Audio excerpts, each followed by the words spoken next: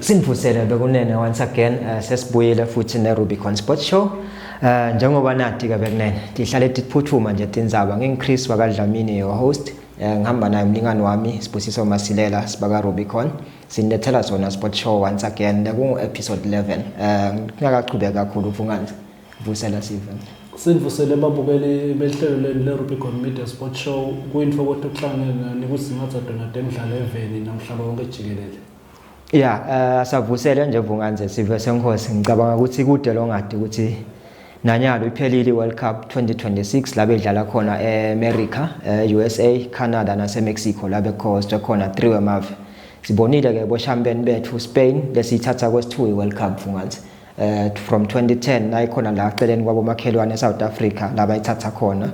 Na lokaba ngumlando nje na 7 nase Africa ukuthi ifike le World Cup la noma ingawini wangalivela kithi yagcina sayihambe nabo base Spain lapho kunamba bane khona ingoma yaseSwatini ethiwa ngiyengwenyama benene nabanye nje bakhulumile nangako kusayiwa kiyo le final phinze bakhuluma nangako after sibabonile la labanye intolo badlala ngako social media ukuthi iWorld Cup iwinwa ngibabani cha iwinwa Spain bekunene live lelingasheya Europe liwina kwesi2 sibonile ke drama mvunganze lebe khona kuleyo final yabanga sokumcoka nyalo lokukhulunywa ngako accessina lo siwinwa Spain kukhulunywa indlela leyenda ngayo Argentina lebe labanye laba favor Messi cishe bajapa ukuthi ugcina akayithathi bese labanye futhi labathanza ibhola bebakhala ngendlela lafika ngayo ku final kumbe indlela bo Rafaela bebajaja ngayo kuma games eArgentina against these smaller countries ize kumbe baze bathi cala ukudlala ibhola ku England ku semi final lapho sabona khona cishe Rafaela kude bongakhala ngayo iNgilandi yadliwa nje kahle mvunganze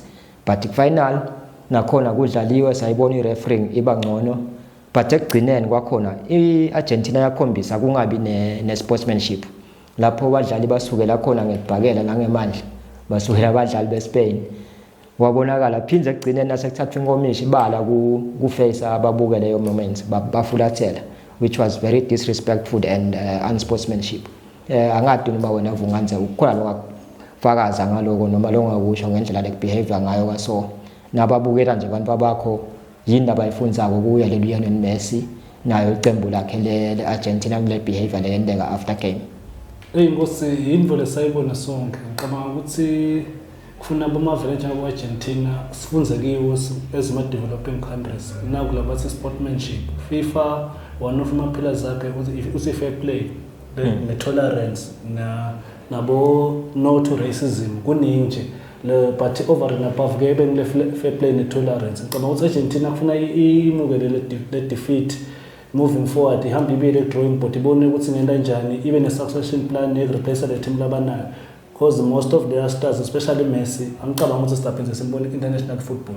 Yeah, usakhuluma nangaye Messi kumbe naye ngilomunye lo wajabha kakhulu sathibona tinyembeti takhe ngumyala bebamgadze kakhulu ukuthi utawuqhubeka endele yomlingo bekasola yena kufikisa yona iArgentina kuma final sambona wabendela umlingo ku Cape Verde wabendela umlingo ku Egypt wabendela umlingo ku England especially that game England no one believed what happened England bekubonakala nje umdlalo ongathi tawuthatha lula but yajaga ku defend against a superb team lena experience yagcina sayikhala phansi ngalo yo 3-2 but ke vunganze nyalo lesigadzile FIFA sokhulumile ngayo le ndzaba lesikhuluma ngayo le drama leyendeke egcineni kwegame ukuthi vele ufuna Argentina abukwa ngetibuko kumbe agcina hlawulisile sesitawugatsa ke umhlaba ukuthi yini otayithola from FIFA because emavesi yati nema club nje lakhaya nawaganyile ende inboleka so kwaba nemsindvo vele kube neliswati lelibakhona angati ukuthi lelo swati lakhaya liyasisita yini ngoba lemsindvo iyachubeka ibe khona but ke nawubukela tigaba lesetinja ngeWorld Cup akusinvo loyigatsile especially ku final akusiyo dlamini ngicabanga ukuthi FIFA kufuna abuyele athathe stand sakhe akhombise ukuthi ngoye lo control ibhola ayekele lokubhenda sibone a lot of things le FIFA lo bekakhona phambili naphethe Joseph Blatter labengeke akuvumele ngokubekisele nje dlamini hydration break kunama allegations ukuthi beye ku accommodate ema sponsors banibhola afuna idlale unless kube nema unforeseen circumstances ifuna idlale nje first minute up to 45 unless kune injury but singabi off screen ukuthi sekuba ne commercial break ngicabanga ukuthi FIFA wa Gianni Infantino maybe modernized but unekubenda kakhulu nangabe kanje naSwati. Yeah, it was more of a political World Cup. Nawubuka nabo Donald Trump indlela bebane influence ngayo. So yeah, and siyabona emavela amanye eEurope now bazama ukuthi ba push each other ukuthi at least bangambiseli nakuvotwa. But they are going against him. They are seeking a replacement because of everything that happened in this World Cup. So yes, umhlaba uyabuka wonke umuntu unemehlo ngendlela abuka ngayo. Naye Infantino lophethe ibhola emhlabeni. Unyeni la kwendilo lokuhle solangenile office, but this World Cup cishe imlimete futhi. Exposile Dlamini kakhulu ukuthi umuntu lobhendawo. In the past thina na usikhulele ebholeni sathi ukuthi FIFA nangabe as a host country awuvumelani nema policies zakhe. Uyakustripa lama hosting rights. But sibone Iran idlala kabuhlungu. Politics were involved. Idlala kabuhlungu isuka kuleli level elingakhona acclimatize kuleyo weather Somali coach not being allowed into the states despite having a visa. So bekukunyendelo lo political, yes. And iSomali bebayisola under ma countries labathi manje a red flag ba classify as ma terrorist. Kan phela ibhola ithi let's stay away from politics and focus on the beautiful game. But sibona FIFA uvumela tivoletiningi uyathamba nje. That's the basic standing ebhola. Ema politics and football akuhambelani. FIFA is against that as much as we saw yena lo same FIFA are now allowing ema politics. But that's football. Kude lapha ngekho khona ke ema politics baye basho njalo laba the best philosophers in the world bakutshela ukuthi umane usho nje ukuthi politics shouldn't be anywhere. Ma politics are all over in every issue, even in church nema politics. Singene Vunganza kumbe siphume kuleyo World Cup sikubonile sayithumisela neSpain ukuthi bayithathe World Cup yabo yesibili, they deserved it. Lamine Yamal, we also saw Kylian Mbappe taking the golden boot and also winning the all-time goal scorer World Cup, 22 goals umshiyangalinye Messi. So those are the things I mean young players should be achieving. Yamal ukhuliswe nguye Messi, now he's lifting the World Cup against him, which are some of the things our kids need to know about. Ukuthi labantu laba badlala namuhle final lona bekasola khona nglo going forward, so batoba motivated. Otherwise let's move on. Vunganza sikhuluma ngato nje temhlaba sibonile amaqembu la kaNgwane for the first time in history insingizini number 1 Highlanders bayodlala eSouth Africa against each other in a competition pre-season tournament eUlundi the Prince Mangosuthu Legacy Cup. Ngicabanga ukuthi kube ngumlando loyo Vunganza. Ngobulando kakhulu Nkosi, ngicabanga ukuthi sports tourism sesibonile siba implemented kule weekend esisuka kiyo. Ngokuqala nqa emlandweni ngakhumbula kahle ukuthi sibe nama team la kaNgwane la hamba odlala eSouth Africa omabili kube nama fans lapha from both teams ayobuka la clubs abo. Ngicabanga ukuthi nje singababonga abaphathi bayinsingizini number 1 Highlanders lokuthi bathathe le initiative ukuthi bathi let's use this tournament to promote sports tourism intensify the preparations for a new season. Uyabona ukuthi nje nema team akhona la kaNgwane noma ibhola la kaNgwane nayo ukhona ngakwenda even na hulumende nabasebenzisana cause phela angeke vele ama sports ayenzawo hulumende angabhek. Uyabona ukuthi if kwenda kade invite ka South Africa always invites ama team aseswatini neswalo ike yayo. So akusikwa kuqala yes. Nanyalo bayibitile beTS Galaxy sikathile ethi hambe kusasa. So uyabona ukuthi nanathi we can do this. Nasingaba nemuntu nje la yo backing ngaba khona. We can bring Kaizer Chiefs and Mamelodi Sundowns to Swaziland. Even TS Galaxy even lama team la khona nje to play in Swaziland for us to know because we follow these teams as a Maswati. We follow South African football njengoba itawuqala nje masinyane kulamaviki latako ngaAugust. Ngicabanga ukuthi lokho kusakhile lesithombe lesihle for ibhola yeMaswati nalo ukuthi ke Maswati akhona kuhamba ayele uLunda yebukela lama team adibonela ukuthi ibhola idlalwa kanjani kwaqala amaZulu kwaqala neUlundu United le Ulundu United yagcina ama champions yawina insingizini ku Highlanders nguma penalties baqedza nga 0-0 score ku regulation time then wawina insingizini ku final nakhona kuma penalty still lo kwaba ngumdlalo lobongasiko lula kuLundi wawubona ukuthi amaZulu vele awakadliwa kumoya lapho adliwa iqembu lelitimisela kwelikhona futhi. So ngicabanga ukuthi konke leto dinvo lekwasitako lamaqembu kaNgwane kune Green Mamba sakhuluma ngalawa nje nayo lekuphumile ingaphandle nayo khona le kwaZulu la ilungiselela khona and ngivile ukuthi bayabonana neHighlander kangangobe bangahle badlale ngisho igame against each other while bale balungiselela i-8 bay trade fair. So uyabona lokuthi emateam akangwane nensingizini kwayona ayikabuyi Pitori for pre-season camp. That's where they are doing their pre-season camp. And uyabuka ukuthi lama team lawa nawukhuluma ngensingizini neGreen Mamba, these are teams la ku CAF. Insingizini ibheke ku Champions League, and then we have iGreen Mamba Confed Cup. iHighlander has an ambition to also go there next season. So uyabona le ndlela abaqala ngayo le pre-season yabo ukuthi vele ikhona le nshisakalelo yokuthi we want to grow as teams. Ngicabanga ukuthi onke ama-team akangwane mawangenda kaso cause akusasidi le nto yokuthi uthatha isihlangu asihambe sodlala neMozambique noma sodlala neBotswana noma neLesotho.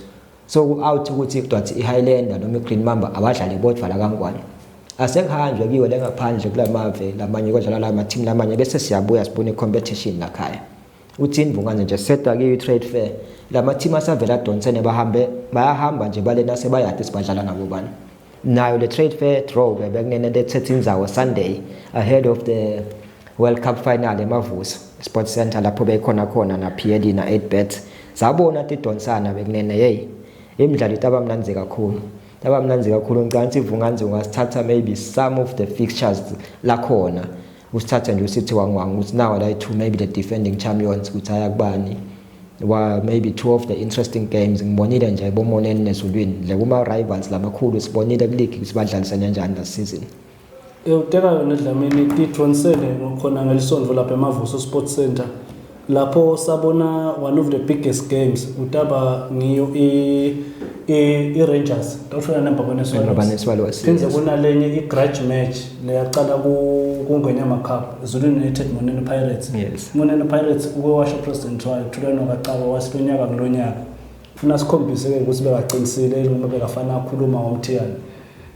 Umgugudla nawo ukhona insingizini noSpurs itabi khona idlala kuyo le tournament sivile na PLE athi utababukela ukuthi since bayakhafa batawena njani umgugudla utawubheka naye eJose ngokubana uMadleni FC masatla Madleni ubuyile ka Premier League ayikabuyi ngelifastelo ayikabuyi ngemgunyati ayikendele ama favors itawubheka umgugudla. Cishe nawo lama fixtures bekunene manje imidlalo lekhona cishe onke lama team la Premier League oyi16 atawushayana lapha ngeliviki nje linye for kuphela umdlalo sibone ama champions ukuthi bobani. Insingizini ngiyo ama champions la khona kwanyalo layithatha lenzebe kungako sithi ma treble champions ngoba bathatha le trade fair bathatha 8bet bathatha ne MTN League. Kungako sikhuluma ukuthi namhla balungisela iCAF.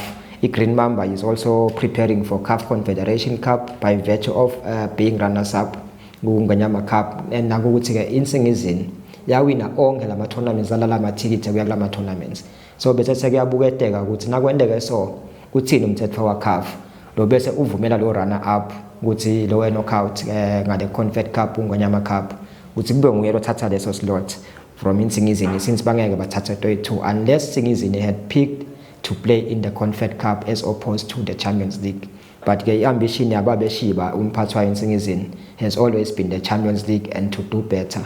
Udlalile usangafika group stage nyadubela ukuthi manje afika group stage lapho cishe nale mali bese ithi gaga khona sema millions asayabonakala nje na uwina ungenela pa group stage 2 seasons uset la kangwane because sikhuluma ngabo over 12 million lapha kanti ke vele kusena 1 million abamtholako nje nawo basaqala nje nyalo nje ukuthi ba qualified they get that money as well.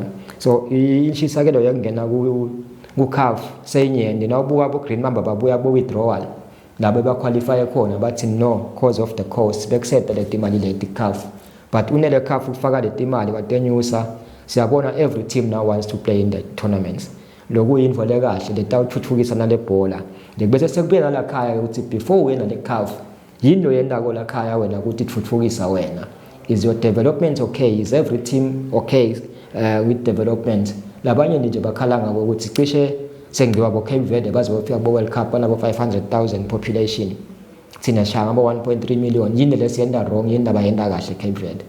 So those are the things we have to look at as a country, but I believe ukuthi it's not gonna be far. Ngivile Vunganze ngiyabona ama headlines ngabona ne story ngafunza lapha ukuthi kunemjejo loqhamuka khona eSpain kibo laba bo champion be World Cup lo la kangwane lekungilokunya kumbe nako lekungasinika ithemba simaswati ukuthi kukhona lokutawuthinseka in terms of development ebholeni yakithi. Ukhona Nkosi uMnumzane Pavlov usuka eSpain utobuka lihlelo le-development for a period of 2 years taba semhlangano eVellingbering lapho indlubulo yebhola leSouthern Football Association yapartnerisha naso sikole ukuthi yathi sicela kunaka nabantwana labang-40 labafana labang-20 namadala lang-20 ukuthi sidaba bhadalela esikoleni sibaside ngaloko naloko but sibafundzise ibhola utaphindze asupervise nalamanye ama-centers lasemkhuzweni bolobamba nakalanga ukuthi asesibe ne-pool ye-development yekwakho abadlali labasha sibonile in the past sikuba ne-Champions League yaskipela bo Dennis Yoke Masina yaskipela bo Sposiso Sipoko Dlamini labamba bodlala khona eNingizimu Afrika Yoke Masina wagcina afikile eNetherlands nakhona eBelgium ngicabanga ukuthi nje imada body it's a step lesikahle ukuthi izame ukuthi let's go back to the basics tawukhumbula Dlamini ukuthi there are no shortcuts in football leSpain osibona usaboya mali babaqala at a young age kuma academies abo Barcelona, Real Betis, Real Madrid bo Atletico Madrid, which then makes you wonder ukuthi thina la kangwane does every team really have that development side le phasi ka region noma nje kunakwa na ya PL League phela nanayo lokhanza ukuthi maybe sometimes vunganze ata register ama team ibe khona le league yaba under 17 but ukhanza ukuthi out of the 16 teams ama team aka development I13 which means kwala banga labete lama juniors khona la Premier League bese yatbuta ukuthi why are we compromising the standards because CAF and FIFA have set the standards which awudlali at this level if you don't have that, if you don't have any development with qualified staff as well. So mloku uyathimba letibisela ibhola yethu yamuva ngekubuka kwami ukuthi na ubuka if isa compromise ala ma standards licensing vele kuthi ibhola la yakhona especially at the top level if nje indlu lenkulu yebhola utokhanza ukuthi vele kukhona lokuthi bamukele ama documents la ngasiwo noma la recycled because we've seen nema contracts labita bo 7,000 uthi umdlali uhola 7,000 abangazanga sayihola abangazanga sahole nje loyo mdlali we've seen it before, we've written those stories before and not just the Times or the Financial Times but every newspaper lekhona la kangwane kula lamakhulu mainstream there we've seen such stories and which is not okay for our football. Bese uyabona ukuthi nale development kungako nayo kungathi ayisiyo lekhona noma leqinile kahle njengasikhathi sabo Gwebu senabo Chappies la kuya khona boyuke nabo Bongiswa Shabathi bosiza bonke labantu babuya le pass bo Maxwell King Dongazela la muhla lebabo coach bonjabuliso Simelane namhla babo coach bonke labantu labo etinhlangothini ezihlukene bo goalkeeper physical trainer so uyabona ukuthi laba bakadeni are doing better than laba abanyalo and laba abanyalo nabuka vele future incane kulendlela lebhola lengiyo kumbe umdlali uqhamuka sekana 25 khatha dlala ka Premier League then you go to Spain baqhamuka bana 16 they're playing 17 yabo at 18 they're already playing in the World Cup which is something that kumele ukuthi nathi siyibukisisa hopefully lo wase Spain utayi advise EFA ngendlela nayo ikuthathe la kushoko phela ngoba angifuni ukukholelwa ukuthi sida imali ikhona imali ye development leqhamuka from FIFA and if seyikhona imali noma ngabe kude nangabe le development strategy is sound I'm sure ukuthi the corporate world la kangwane can take up and sponsor these development programs siqhubeke silive siyembile sigcine sifikile ku-AFCON siwine COSAFA sifike World Cup ke mave atawukhula 2030 nasabe sikhona ama qualifiers so it all starts there lokho nje sicalelo ukuthi sesibuka vele ukuthi le bhola le passing iyo imasile noma isiyo bese siyanyuka ngedigaba nyalo set na coach kuyophela umnyaka solo side coach senior national team bese uyabona kanti this period is the time we should be using ukuthi let's give this team playing time even if it's friendly games it's okay but don't take tournaments 10 years maybe 3 months 5 months 10 months later so a team lo yadiwa now these boys can go and represent the country just make it under 20 or under 23 ukhohlwe with these tried and tested players for now because we don't have any tournament desifake the pressure ukuthi kungabe sesijake win COSAFA lesingayini so I think the EFA has moved positively towards development kuqala lapho ufuna uqale somewhere then we wait and see ukuthi kwendekani with this Spanish expert waka FIFA otherwise ngicabanga ukuthi it's a very good step for our game.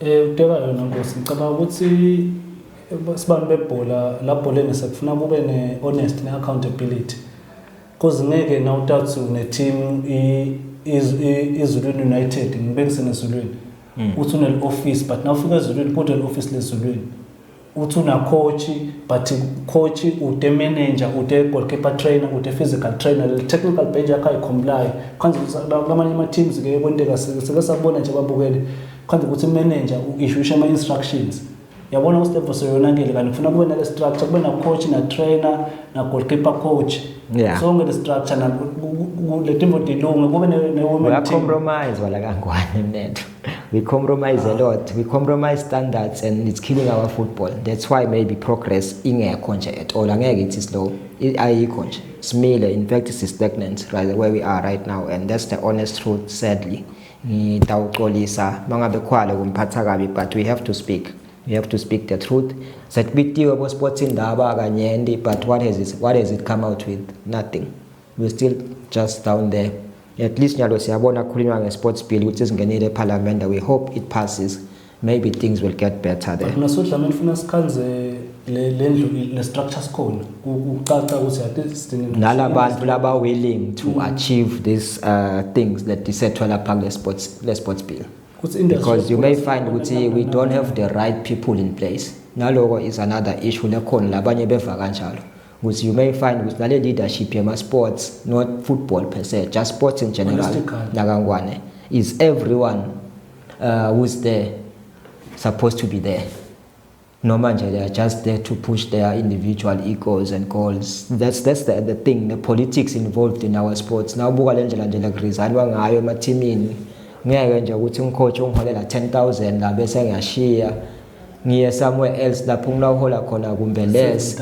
yabo because coach kunetimbo letingahambi kahle lapha eteamini lo coach latibona ko but he won't say ngiko atobona ngasi le project lenya is a better project than this one the timbo tabo interference bo coach itaba affect performance ebadlali kai affect and abadlali baya move because sometimes they move with the coach so uyabona sima team stability siba sincane kahle hle going forward anyway ibhola yethu sesiyatekula nje bekunene ngoba kutekula but otherwise siqhubeke siphume ke ibhola sikhulume lenye lesikhona lesematheni kulamalanga FNB challenge lesiyibona yendeka ilaunch mavikini laphelile kwadlalwa nema qualifiers lapho khona sibone iSwati lelincane kuma professionals and it was his debut tournament utabaqala nje kudlala kule FNB bekaqala kudlala kuma qualifiers mongi wethu wathatha umfana monge wethu Masuku wathatha waba number 1 bamnika diloko takhe imhlomelo yakhe lapha eRoyal Swazi ezulwini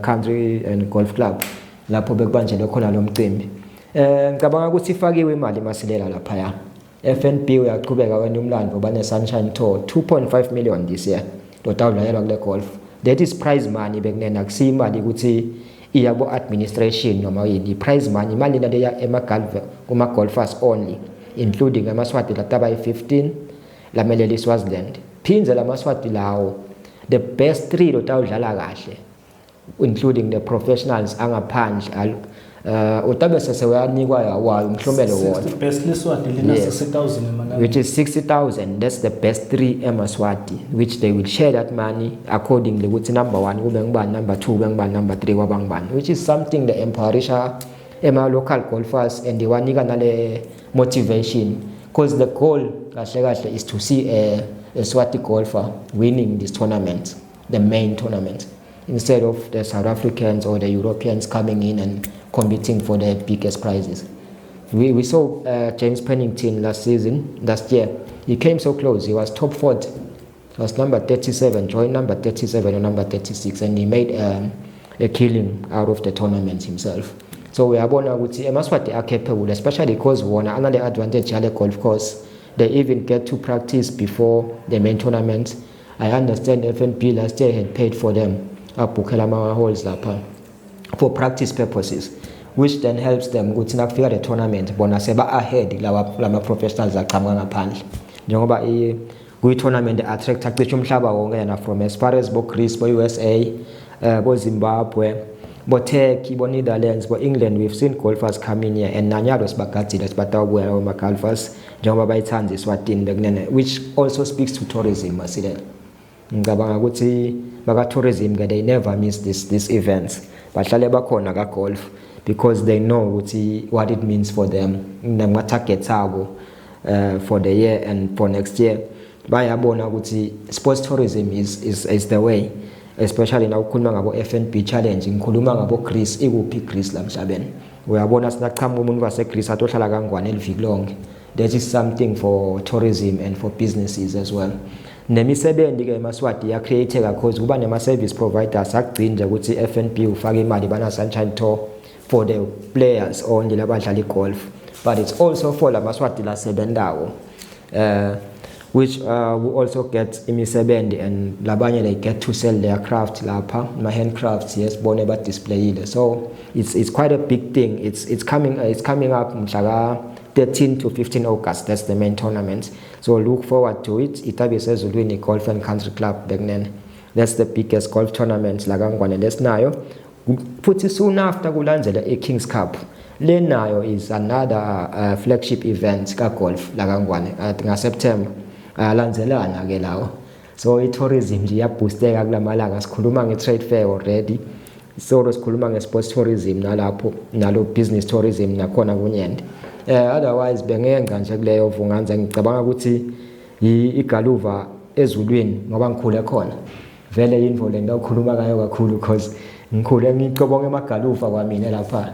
Ngiyithola nje ukhanze emagaluva umpana 50 wasezulwini namunye. Wonke abantwana basezulwini bebane emagaluva ngesikhathi sethu. So yeah, na pineapple ke tilonza bekubulawana. But ke iyeta sitayibona bekunene. I-defending champion nayo itabe khona Michael Holick lo wayiwina wase South Africa last year. Utaba khona lokho wakonfirma naye. Ngicabanga ukuthi ivunganze siphume kuyo ya FNB.